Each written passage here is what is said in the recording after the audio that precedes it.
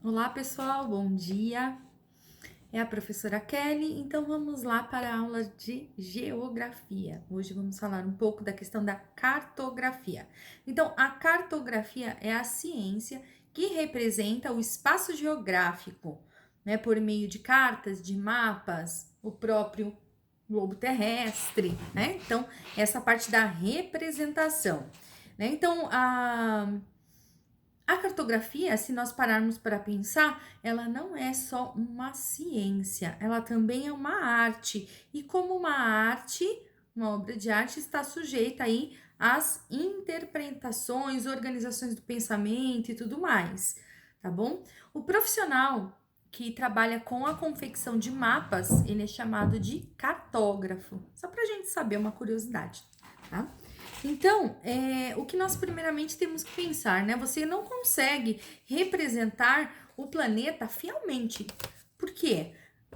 Como nós sabemos, o nosso planeta ele tem a forma geóide, né? Então, o que mais se aproxima, e por isso que nós dizemos assim, que tem esse formato esférico, tá? Mas sabemos que uma forma geóide, ela não é redondinha, bonitinha, que nem uma forma esférica. Mas a forma que mais se aproxima nesse quesito é a forma geóide, né? E utilizamos a esférica.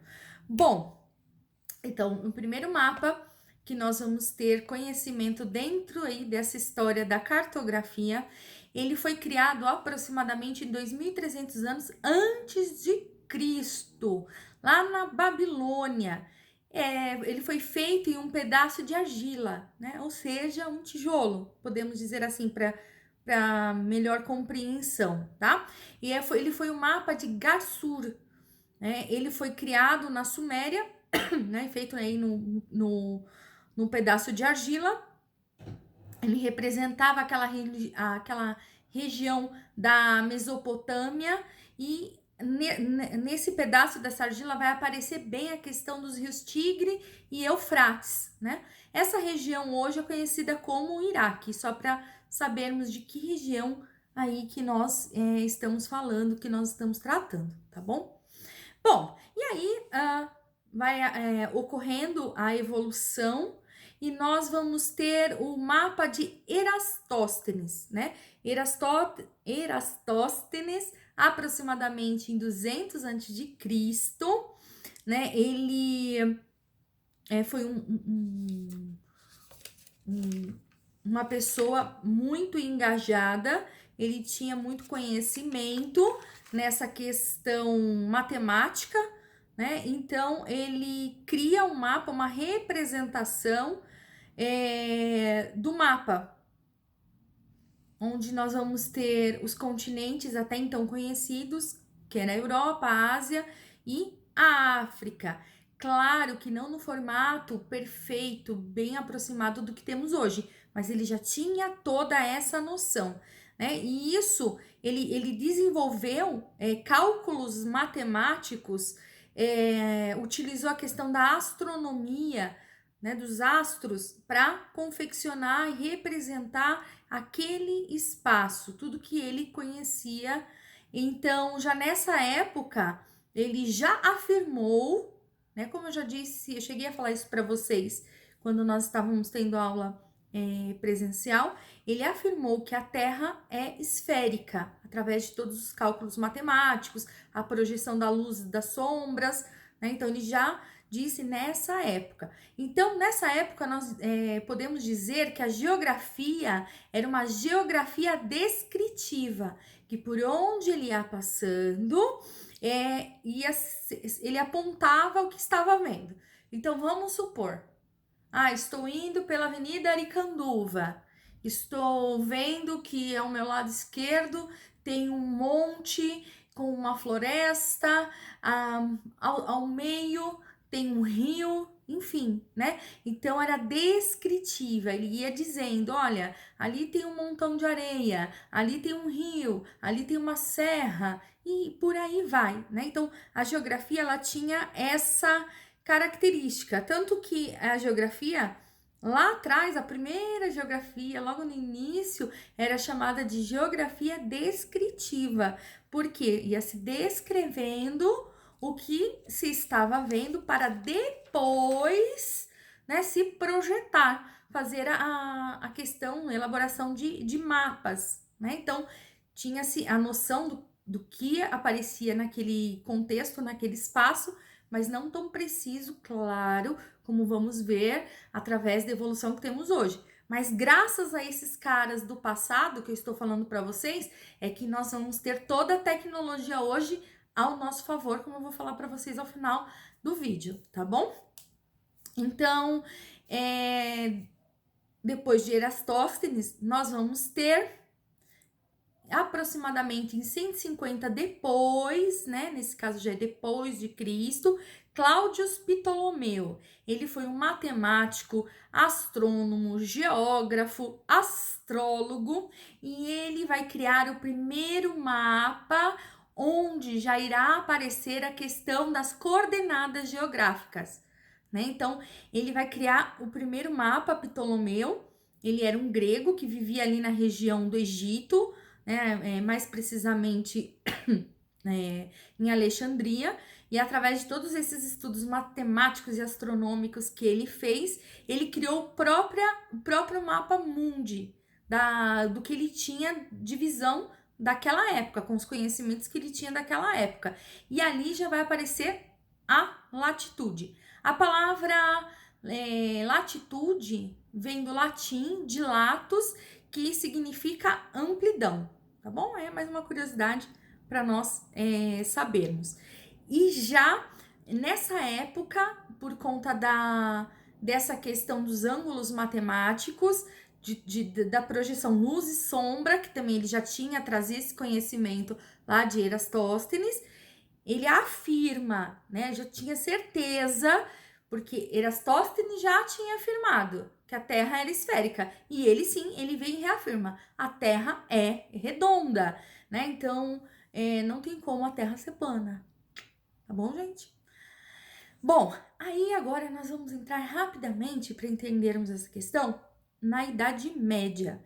Na Idade Média, nós vamos ter a Igreja Católica aí com o domínio, né? Então, a Igreja Católica, além de ser uma parte da religião, ela era política, né? Então, entre aspas, o Papa, a Igreja, queria se meter em tudo.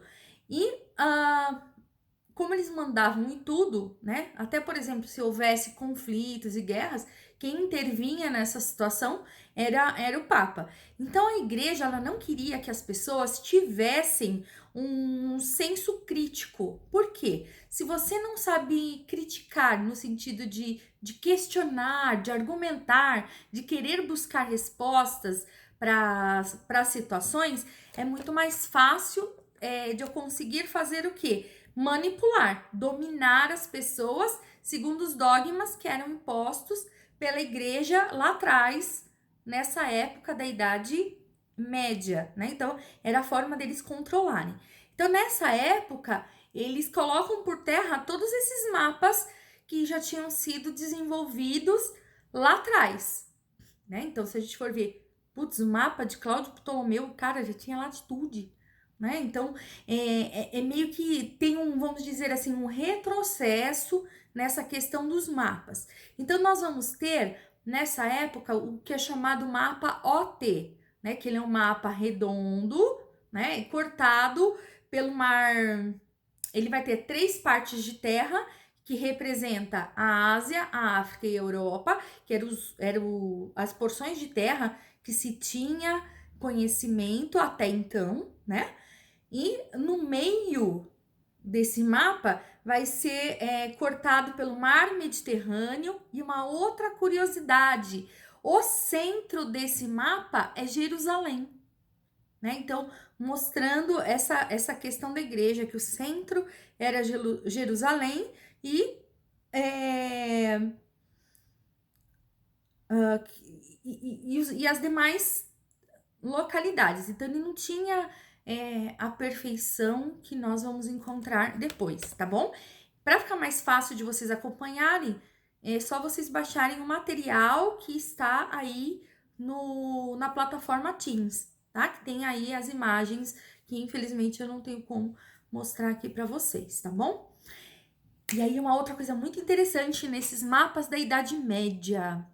Nós vamos encontrar alguns mapas nessa época onde tem figuras mitológicas, dragões, bichos do mar, porque era uma forma do homem sentir medo e não querer avançar e conhecer e explorar outros lugares, tá? Por isso que existia essa questão de você colocar dos bichos, essa questão de colocar um medo, né? Bom, aí essa questão que as pessoas tinham medo de cruzar os mares durou aí todo o período da Idade Média. Só que lá no Oriente, né? Isso nós estamos falando Europa, né? Idade Média. Só que no mesmo período, na Idade Média, nós temos lá no Oriente os árabes, os chineses. Eles não tiveram influência da Igreja Católica. Eles continuaram mantendo a visão, as diretrizes lá de Ptolomeu. Então, nós vamos ter um árabe chamado Al-Idrisi, né? Al-Idrisi, ele foi muito importante no estudo da geografia, nessa questão dos árabes, né? Os árabes, eles usaram muito, eles beberam muito da fonte dos gregos. Eles não eliminaram todo o conhecimento que eles já haviam desenvolvido, né? Isso em várias áreas, tá? Não somente na área da cartografia, geografia, mas em várias áreas, áreas da matemática, em diversas áreas do conhecimento, tá? E ele cria seus próprios mapas, que vai trazer o que? Uma representação cada vez mais real do espaço geográfico. Então, ele tinha mapas que representavam bem essa questão do espaço geográfico, tinha uma grande fidelidade àquilo que estava sendo representado, porque ele não descartou nenhum pressuposto, nenhum conhecimento que foi passado lá por Ptolomeu, ok?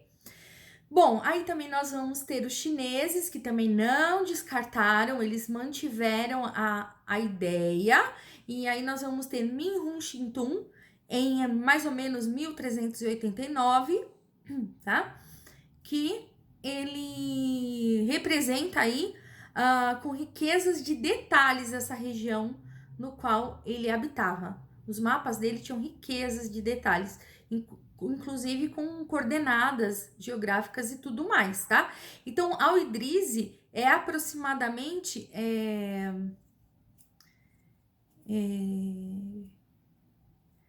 não, enfim, voltando, tá? Bom, então essa questão dos chineses em 1389, tá? Que eles não descartam. Bom, enfim, com o final da Idade Média, gente, até peço desculpas, não sou youtuber, é muito difícil fazer os vídeos e eu não sei editar. Por isso que vai, às vezes, o professor também se atrapalha, fica nervoso numa câmera, tá bom? Agradeço a compreensão, turminha. Então, vamos lá. Fim da Idade Média, nós vamos ter, nós vamos perceber que a igreja, ela começa a perder essa questão da sua influência, o seu domínio. Aí a Europa já começa a voltar a utilizar a ideia dos mapas antigos lá da antiguidade. E aí nós vamos ter o Hammer. Hammer, ele acaba fazendo o primeiro mapa mundi, né? E foi mais ou menos em 1485, mais ou menos nesse período. E aí ele aparece com o mapa colocando a Europa, a Ásia, a África, só que muito mais delineado, se aproximando muito mais das características que a região realmente possuía, tá? E aí nós vamos ter o grande boom das navegações, né? A Espanha, Portugal, aí querendo conhecer novas terras, explorar, né? E aí eles começam a buscar várias rotas de navegação, formas de se locomover, né? E eles começam a utilizar a bússola. Lembrando, a bússola ela foi inventada no século I, lá pelos chineses. Só que eles acabaram aperfeiçoando, claro, como tudo vem se aperfeiçoando, eles aperfeiçoaram a bússola para dar continuidade às grandes navegações. Então, eles tinham a bússola, eles já tinham noções de acidentes geográficos, né? Ou seja, onde ia ter uma montanha, as reentrâncias da parte da costa, então ficava muito mais fácil para eles traçarem essas linhas retas de navegação. Eles já tinham essa noção, inclusive, dos acidentes geográficos. E aí, aproximadamente 1502, Cantino, tá? Ele cria um mapa, desenvolve um mapa, e aí já nesse mapa nós já vamos ver um pedacinho do Brasil, né? Porque ele desenha a América Portuguesa, né? Que havia sido, entre aspas, né? Que a gente já sabe que o Brasil não foi descoberto, né? Foi um achado, né? Então, para falar um achamento, fica feio, eles disseram que foi descoberto, mas a bem da verdade foi uma questão de conquista, né? Porque já existia a terra, e aí esses outros povos, né? A gente vai ter os espanhóis, os portugueses aí tentando conquistar, enfim, o território. Mas voltando, né? Então, Cantino, já em 1502, ele já, no mapa que ele desenha, tem o Brasil aparecendo uma partezinha dele, que era chamado de América Portuguesa. Nesse mesmo período, nós vamos ter o que ajudou muito nas grandes navegações. É o que são chamadas de cartas portulanas, tá? Que elas eram ótimas para navegação, né? Elas eram muito utilizadas elas foram, né? Muito utilizadas na época aí dos descobrimentos, né? Não somente do Brasil, mas das outras terras que até então não se tinha conhecimento, né? E aí, mais para frente, lá em meados de 1569, nós vamos ter o belga Gerhard Kramer, né? Que ele é mais conhecido como Mercator. Então, nós temos um mapa, né? O mapa de Mercator, que vocês vão poder observar aí no material escrito, né? No site. Ele cria o seu próprio mapa utilizando a projeção cilíndrica conforme, né? E só para a gente ter uma noção, o Google Maps utiliza desse tipo de projeção cartográfica, tá bom? Bom, e aí essa projeção cartográfica, ela tem distorções, como todas as outras projeções cartográficas, elas apresentam distorções, né? Lembrando mais uma vez que o mapa é uma arte, o mapa ele visa representar o que o autor ele está querendo dizer com aquele mapa, ok? E aí eu já vou falar daqui a pouquinho para vocês quais são os principais elementos que se deve ter no mapa, tá bom? Então, nesse mapa de Mercator, criado pelo Kramer, os países mais ao norte, quando se observa no mapa de Mercator, a sensação é que eles são maiores, né? Dando aquela questão da superioridade, né? A questão do eurocentrismo, né? Bom, e aí já na idade contemporânea, nós iremos ter o escocês James Gow, que na época ele foi totalmente, infelizmente, ignorado quando ele acaba desenvolvendo o seu mapa, porque ele tira essa visão eurocentrista, né? Essa visão eurocentrista que tinha no mapa de Mercator, que a parte do norte, né, do hemisfério norte, muito maior, e os países abaixo são menores. Só para vocês terem noção, né, nessa projeção de Mercator, a América do Sul, ela parece 7 vezes menor do que ela é. Né? Então, a América do Norte parece enorme e aqui a América do Sul pequena, né, por conta dessa distorção. Porque os mapas sempre vão ter distorções, a gente não vai conseguir fazer uma representação 100% fiel do mapa, né, do que ele tem, né, sua riqueza de detalhes, tá bom? Bom, então ele cria outro mapa, né, mostrando, ele se preocupa mais com a questão da proporcionalidade do que das formas do que da forma do território propriamente dita, aqueles desenhos perfeitinhos. Ele busca trazer realmente o tamanho, a proporção, né? Tenta se aproximar o mais próximo possível do real, né? Do formato real. Bom, e aí nós vamos ter toda a evolução a nosso favor. Ótimo! Aí hoje nós temos o GPS, nós temos a parte das fotos de satélite, nós vamos ter o Google Earth, nós vamos ter o Google Maps e o próprio GPS que está ao alcance das nossas mãos. A bem da verdade, todas essas informações hoje, através do celular, você consegue, né? Você consegue ver o Google Maps, o Google Earth, né? Fotos de satélite, a gente consegue ver tudo, né? Imagina, graças a esses caras lá do passado, que fizeram todo um estudo, né? E aí o homem, através da tecnologia, de toda a ciência, ele foi só o quê? Aperfeiçoando todos os conhecimentos que foram passados lá atrás, por todas essas pessoas. E uma importância da cartografia, a cartografia para mostrar o território, ela é muito utilizada na questão de guerras, né? Então, no passado, muitas guerras, eles buscavam apreender, né? Aprisionar, né? Quem tinha o domínio dessa arte, ou que carregava esses mapas. De repente, já tinham descoberto um outro lugar, aprisionavam para pegar informações de guerra, né? Então, a importância dos mapas, inclusive na conquista de territórios, tá bom? Elementos fundamentais que tem que conter no mapa, tá?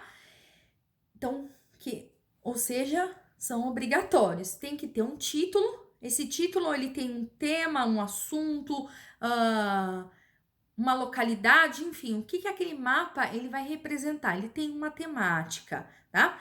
Ele vai mostrar o espaço representado, ou seja, o formato ou ele vai mostrar o mapa mundo inteiro, ou um continente, ou uma cidade, enfim, né? Qual é o objetivo que foi criado aquele mapa, tá? Ele vai ter legendas que podem ser através de cores, de ícones, tem legendas de mapas que vêm através de tabelas, de gráficos. Então, tudo vai depender do que o cartógrafo ele quer representar com aquele mapa. Então, tem essas legendas. Tem que ter a orientação cartográfica, ou seja, os pontos cardeais. Algumas vezes é representado por uma seta com a letra N representando o norte, ou se não, vai ter a questão da rosa dos ventos com os pontos cardeais, tá? E a questão da escala, ou seja, a proporção matemática, né? O tamanho da distorção. E aí tem a legenda também, para a gente saber essa proporcionalidade do mapa com a realidade. Gente, obrigada aí pela atenção de vocês, tá bom? Vai ter atividade para vocês lá no link tarefas do Teams de vocês. E até a próxima aula. Beijos!